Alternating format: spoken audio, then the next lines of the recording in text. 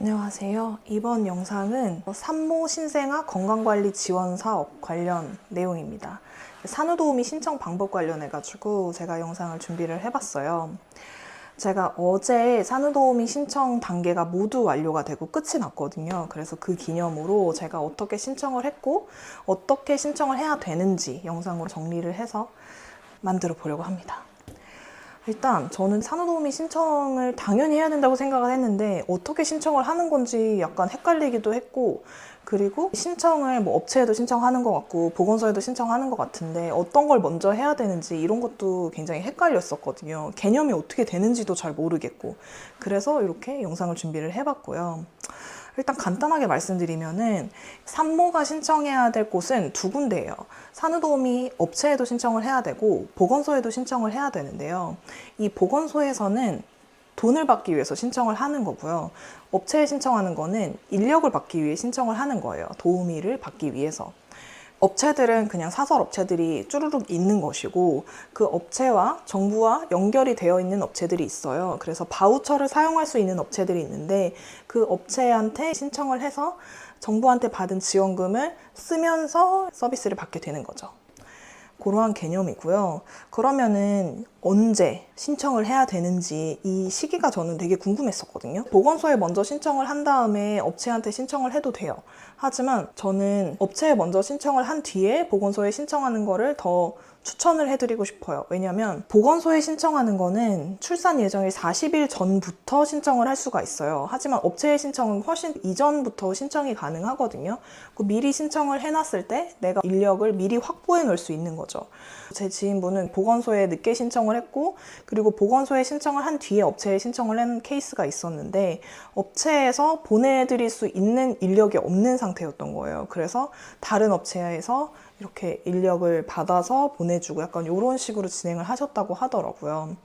그래서 안정적으로 내가 인력을 확보받기 위해서는 도우미 업체에 먼저 예약을 하고, 그리고 출산 예정일 40일 전에 보건소에 신청을 해서 지원금을 받는 게 더 안전한 방법인 것 같아요.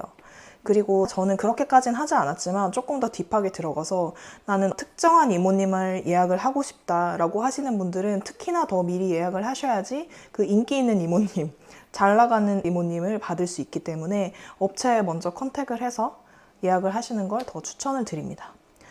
지역 맘카페에 들어가면은 산후도우미 이모님 추천 관련 글들이 좀 있더라고요. 그래서 어느 지역에 어떤 이모님 추천드리고, 그리고 추천하는 이유들 막 이런 거 쓰신 분들도 있고, 그리고 반대로 추천 받는다는 분들도 있고, 이렇게 있더라고요. 그래서 조금 더 신중하게 이모님을 파견을 받고 싶으신 분들은 그런 식으로 미리 알아보시고 이모님 추천도 받아보시고, 그렇게 해서 미리 업체랑 연락해서 이 이모님이 스케줄이 되는지 확인을 하고 신청을 해서 예약을 하는 게 좋은 방법이라고 생각이 돼요.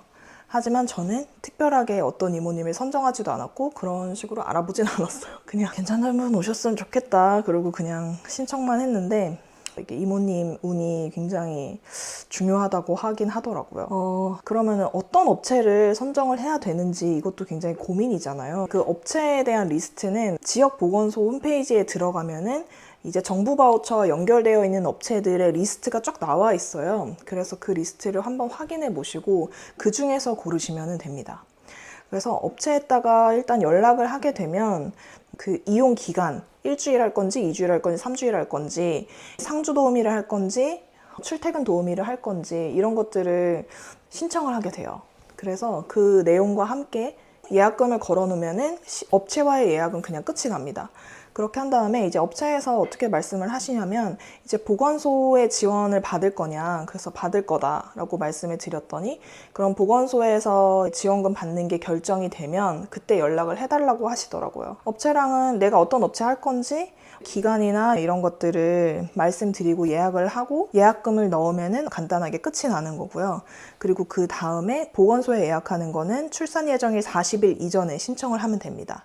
이거는 돈을 받기 위한 예약이잖아요. 그래가지고 몇 가지 서류를 준비해가지고 사업 신청을 하면 돼요. 이 사업명은 산모 신생아 건강관리 지원 사업이에요. 이거는 관할 보건소에 가서 직접 신청을 하셔도 되고, 온라인으로 신청을 하셔도 돼요. 저는 가기가 귀찮아서 온라인을 통해서 신청을 했고요. 이게 그 소득 기준이 있긴 있어요. 중위소득 150% 이하인데, 근데 맞벌이를 하면은 아마도 다 150% 넘으실 것 같고, 대기업 다니시는 분들이나 소득 수준이 높으신 분들은 한 명 외벌이여도 그냥 150% 넘을 수 있는 그 기준인 것 같아요. 근데 150% 소득 기준 이상이어도 예외 지원되는 지역들이 있더라고요. 일단 제가 알기로는 서울도 된다고 알고 있고, 저희 고양시도 되더라고요. 저는 이거 신청하는 과정에서 담당자가 이 내용을 잘 몰라서 좀 이런저런 머리 아픈 일들이 있었는데, 어쨌거나 150% 이상이어도 예외 지원되는 지역이 있으니까 그 지역 보건소의 사업 내용을 잘 확인해 보시면 될 것 같아요. 일단 신청할 때는 신청 서류가 필요한데 좀 귀찮기는 한데, 떼는데 오래 걸리거나 어려운 서류들은 아니에요. 등본이랑 임신 확인서, 건강보험 자격 확인서, 득실 확인서 아니고 자격 확인서고요. 그리고 건강보험료 납부 내역서. 둘 중에 한 명이 임신 휴직 같은 걸 한 경우에는 휴직 증명서도 제출을 해야 돼요. 휴직 증명서에는 기간과 유급인지 무급인지 내역이 포함이 되어 있어야 되고요. 휴직 기간은 1개월 이상이어야지 휴직으로 인정을 해주더라고요. 이렇게 신청을 하게 되면 심사 기간은 한 2일에서 3일 정도 걸리는 것 같아요. 내가 자격이 있다고 확인이 되면 문자로 혹은 이메일로 자격 대상자 선정 메일이 오게 됩니다. 거기에 저의 유형이 뭔지가 정해져서 와요. 그건 소득 기준에 따라서 유형이 정해지는데, 그러면 그 유형을 미리 예약해놨던 산후도우미 업체한테 알려드리면 돼요. 저는 그냥 문자로 알려드렸어요. 문자 메시지를 보내드렸더니 그 업체에서 그러면 자기 부담금이 얼마고 바우처로 지불해야 될 금액이 얼마다, 이렇게 회신을 보내주셨더라고요. 그렇게까지 하면은 신청은 다 끝이에요. 더 이상 해야 될 건 없더라고요. 정부에서 지원해주는 바우처 금액은 그 임신했을 때 그 국민행복카드 만들고 거기에 바우처에 돈을 넣어주시잖아요. 그 카드에 돈을 채워주신다고 하더라고요. 그래서 그거에 대한 결제는 산후도우미님이 서비스 개시일에 카드 리더기를 가져오셔가지고 결제를 해주신다고 하더라고요. 아무튼 이렇게 하면은 신청은 끝이에요. 신청하는 절차나 뭐 방법이나 이런 게 어렵지는 않은데, 어느 타이밍에 무엇을 먼저 신청을 하는 게 나은지 이런 거에 대한 개념이 없었을 때는 조금 그게 어려웠던 것 같아요. 네. 아무튼 그런 식으로 신청을 하시면 될 것 같고요. 결론적으로 저는 150% 소득 수준 이상 예외 지원자로 선정이 되었고, 저는 출퇴근형으로 3주 이용하는 걸로 예약을 했고요.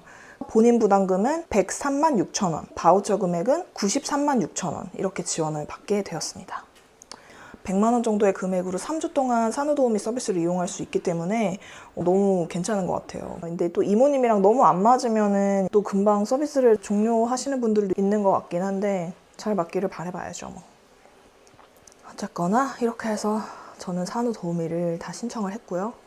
이제 조리원에서 2주, 산후도우미 3주 하고 나면은 한 달 넘는 시간 동안 저 혼자서 아기를 케어하는 게 아니라 이런 지원군이 있다는 생각에 마음이 좀 든든한 것 같습니다. 아무튼 산후도우미 신청 관련해가지고 궁금하신 분들한테 이 영상이 도움이 되셨으면 좋겠고요. 오늘의 영상은 여기까지 하도록 하겠습니다.